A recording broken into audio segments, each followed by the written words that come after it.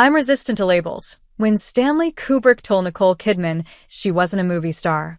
It's a fact of life that the biggest stars in Hollywood tend to work with the biggest directors, but Stanley Kubrick wasn't the sort of auteur who'd become enthralled by the glitz and glamour of the movie business.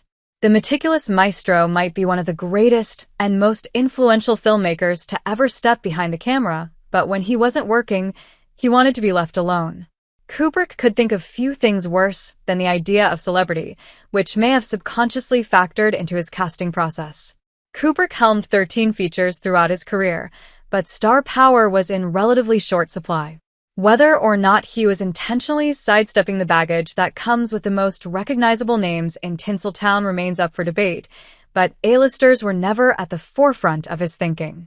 Of course, there are countless exceptions to the rule, but Kubrick was largely drawn to actors best suited to executing his creative vision than stuffing his ensembles full of faces who could be relied upon to put butts in seats during the theatrical run of the finished article.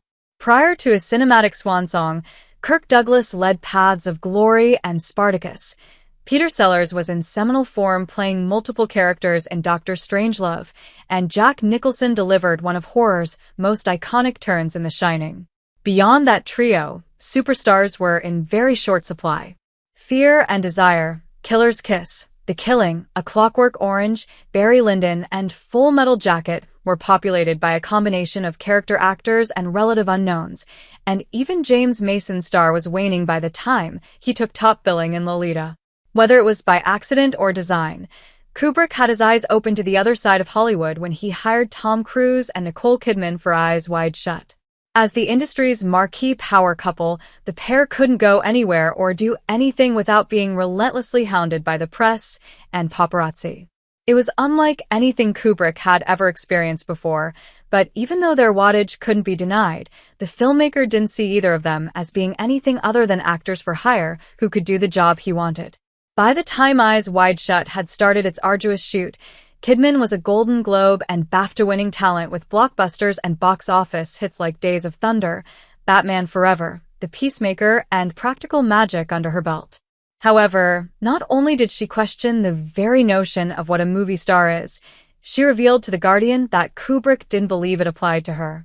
"It's too cerebral for me," she reflected of her status. "I can only go what Stanley Kubrick would say to me, which was, 'Nicole, you're a character actress.' Usually, I'm resistant to labels. Naturally, when somebody of Kubrick's standing hands out a label, it's going to test out that resistance." Kubrick might have been forced to hide in his car at one point filming Eyes Wide Shut, having become overawed by the frenzy that followed Cruise, but when it came to Kidman, he didn't even consider her a star at all.